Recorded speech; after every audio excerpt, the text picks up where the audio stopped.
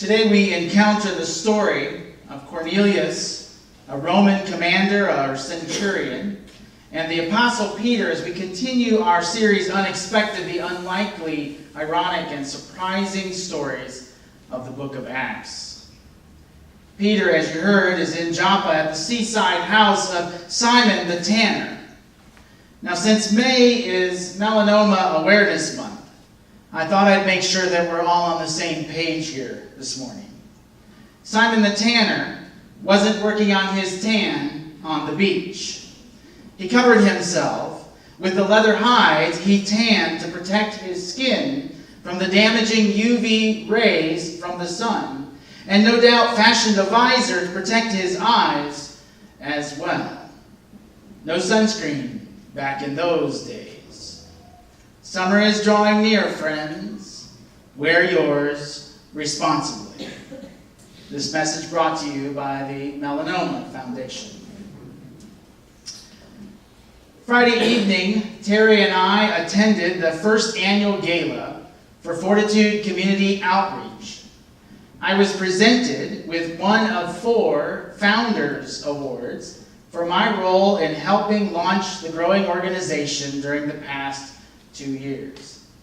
I'm humbled by the amazing impact, the many facets of ministry that have developed since the coffee conversations Dr. Dawn Brewers and I began having when we talked through her vision of a community empowered to change the way we view our neighbors without addresses and the way we address the issues around homelessness in our neighborhoods.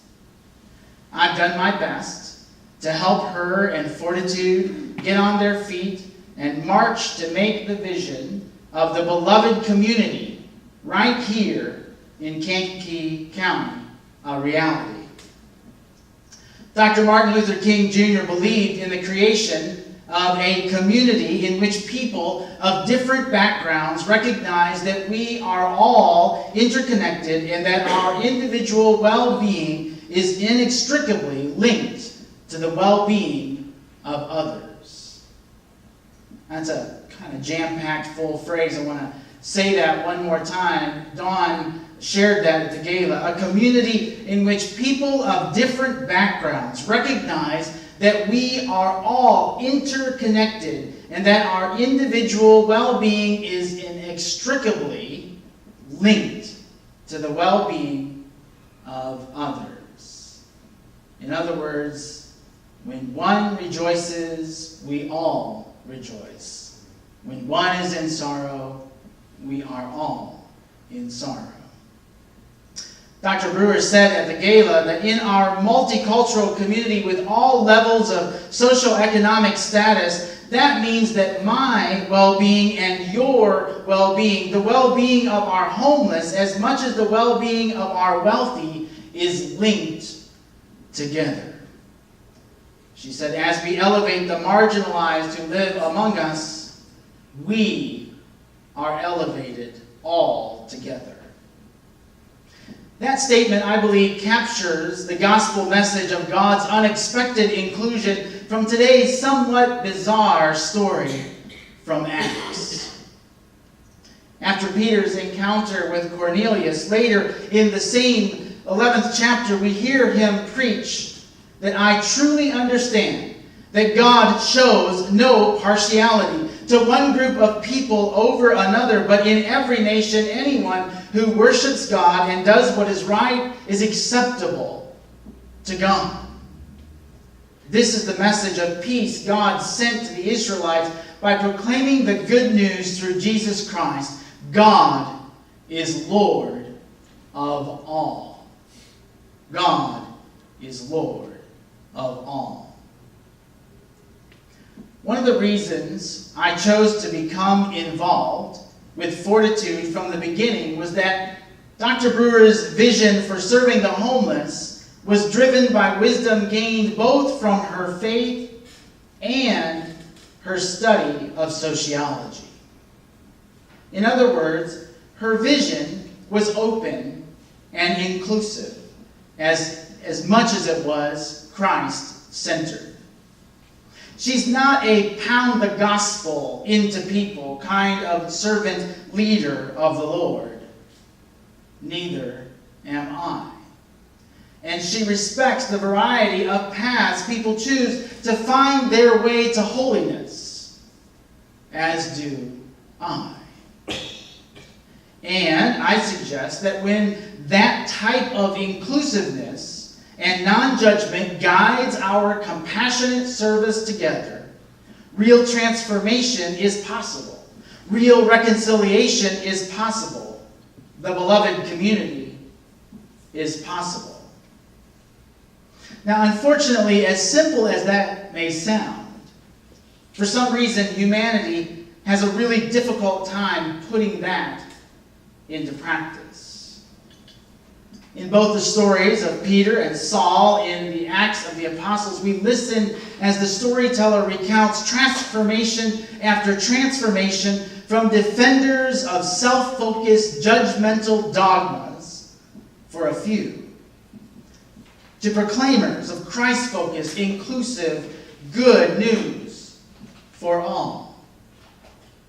Both Peter and Saul, who became Paul, the Apostle Paul, both of them went through transformations from the self-absorbed understanding that God loves just me because I'm part of this particular group.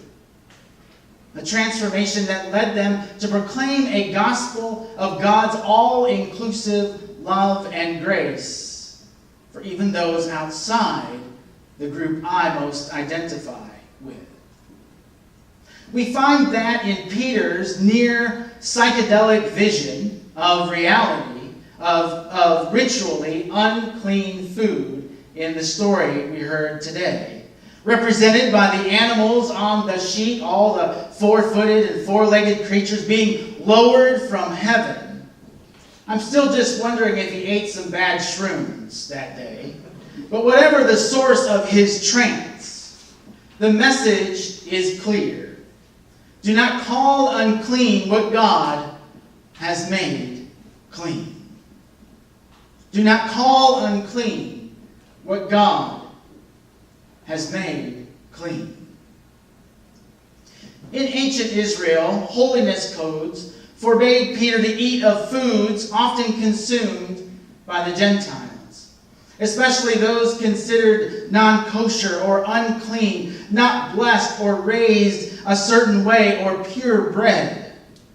The Gentiles or Greeks or non-Hebrews were outside of the covenants God made with Peter's ancestors of the faith. And although Jesus, born a Jew, had taught that simple but full commandment of love one another, had demonstrated God's all-inclusive love in the ways he called and discipled women and even tax collectors, raising a Gentile's daughter, treating a Samaritan woman with compassion and respect, despite the huge circle Jesus drew to show Peter and the other disciples God's unexpected, inclusive love. Despite all of that, the narrow legalistic doctrines of the past bound Peter like chains of judgment and scorn.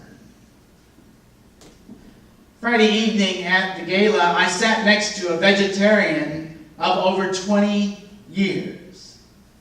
She had pasta and broccoli, and I had stuffed chicken breast. She didn't request a different seat or exclude me from her table, nor did I. And while Peter's vision has nothing to do with being a carnivore or a vegetarian, it does have to do with the community we created at that table, with our differences, even our devotions to ideologies and principles that we may never agree on. They passed out a soup, and the soup looked suspiciously chicken. It was supposed to be broccoli soup. I thought it was delicious because it was chicken broccoli soup. But they told her it's broccoli soup. She said, "Is there any meat in it?" "No, there's no meat in it." So I tasted the soup and I said to her, "It's chicken base with broccoli." and she didn't eat it because she doesn't eat meat. So I did her a service by tasting her soup for her and helping her understand what was in that soup. It's a community that we created and shared together right there over a very simple little thing that could be more than that if we allow it to be. Well, unless you are completely disconnected from current events, it is clear that our nation, our state, our municipalities, our neighborhoods, and even our families appear more divided than ever before. Some days, it seems that none of us agree on anything. Our public conversations are often better described by words like hateful and filled with vitriol. We are partisan and ignorantly fanatical over socially divisive issues. Our politics are often described as angry politics. Arthur Brooks, president of American Enterprise Institute, a conservative think tank, claims that the problem in American politics isn't anger, but contempt. Isn't anger, but contempt. We don't have an anger problem in American politics. We have a contempt problem in American politics. Contempt is defined by social psychologists as the utter conviction of the worthlessness of another human being. If you listen to people talk to each other in political life today, they talk to each other with pure contempt. When somebody around you treats you with contempt, you never quite forget it. So if we want to solve the problem in polarization today, we have to solve the contempt problem. I sometimes write with the Dalai Lama. I was thinking about this contempt problem. I said, Your Holiness, what do I do when I feel contempt? And he said, practice warm-heartedness. And I started thinking about it, and it's true. When I do that, when we do that, when we have leaders who can do that, it's utterly world-changing. Catch yourself. You can show true strength if next time you hear contempt, you answer with warm-heartedness. Every single one of us is going to have an opportunity on social media or in person to answer somebody's contempt. Are you going to do it the right thing and make the world a little bit better and show your strength and make your enemies your friends? Or are you going to make the problem worse? That's a question that each of us gets to answer probably in the next 24 hours. Maybe in the next hour or so. Contempt. The feeling that a person or a thing is beneath consideration, worthless, or deserving our scorn. Beneath consideration, worthless, or deserving our scorn. Sound like much of our social discourse these days? We'll take this little thread from a popular social media group yesterday about local grocery stores in our community. Just left Kankakee Jewel without my groceries. Only 2 checkout aisles open and lines backed up and didn't seem to be moving. Guess I'll be heading out to Myers tonight to spend my money there. No excuse for that. Poor management. Was at Meijer on Friday morning and they only had 2 checkout aisles open. Even one end of the self-checkouts was closed. At least Jewel has the express checkout. Well, Kroger and Meijer want you to check out yourself.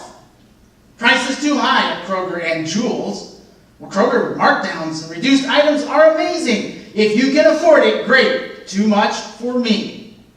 I like Kroger's, but hate their parking lot. Thought that was just me. I hate their parking lot too. I agree. Their parking lot is awful. I can never find a handicapped spot, and their prices are too high. LOL, laugh out loud. This thread is like listening to sports fans defending their favorite teams. That, by the way, was my comment. Grocery stores, the object of our love and devotion, or our contempt. Those were the ones I could easily share on the screen in the sanctuary from this thread. They didn't get quite as vile as so many do on our social media and our media platforms these days. I may not agree with Arthur Brooks on many things, but on his idea of contempt in our social discourse, he has my agreement. We no longer know how to agree to disagree, to listen to one another with understanding. Our communications training takes place imitating cable news and or reacting to a Twitter feed. And this, my friends, is recipe for disaster, for dissension, for death. Not just our nugget of truth kind of death, but for all truths, for all of us. The raging debates of our time have descended into contempt for one another, and that simply is sin. That simply is sin. That's calling unclean what God has made clean. This doesn't mean that we aren't allowed to strongly support our cause in the face of adversity. That, by the way, is the definition of the word fortitude. Strength in the face of adversity. We can have strength tempered with compassion by our absolute commitment to love one another and our surrender to God's absolute love for all of God's creation. The trance or vision that Peter had was unexpected, to say the least. The message of God's inclusion of the Gentiles in God's covenant of grace and love was even more so unexpected for Peter. In our present world, the beloved community, in which people of different backgrounds recognize that we are all interconnected and that our individual well-being is inextricably linked to the well-being of others, has not been expected anymore. It has become the unexpected in our world. Think about that for a moment. The idea that your well-being and my well-being are interconnected and that we depend upon each other is no longer expected in our world, but the unexpected in our world. One of our shelter guests would often say, "Why do you guys love us so much like this? Why do you guys love us so much like this?" For many of our volunteers, the fact that he would ask that question broke our hearts. Because our question was, why wouldn't we? Why wouldn't you expect that? For too many of our neighbors, life has been lived out in the absence of such love. Judgment, scorn, and contempt have been their experience of relationships, their experience of community. Loneliness and exclusion have been their only friends. If that has been your experience, or not, I'm here to tell you there is good news. Jesus, who died demonstrating God's unexpected grace, mercy, and love, lives again in you and in even me. Whenever we choose love over hate, peace over violence, mercy over retribution, acceptance over judgment, compassion over conversion, understanding over rejection, we create the beloved community of God's unexpected inclusion in Jesus Christ in our very midst. As Mr. Brooks reminded us, it starts in 20 minutes or less. It starts in 20 minutes or less. How you react or respond to your neighbor in this very room when worship is over. How you react or respond on your social media stream when you check your Facebook or your Twitter or whatever it is that you do, your Instagram, whatever you check in just a little bit over lunch. However you respond to your friends or the workers at the restaurant over lunch, at your workplace, or the hairdresser, or the ball field, or the checkout line. It begins with each one of us choosing to include in that great big circle that Jesus drew for all of us. The circle of love. It begins when we choose to include, to love as we have been loved. Amen.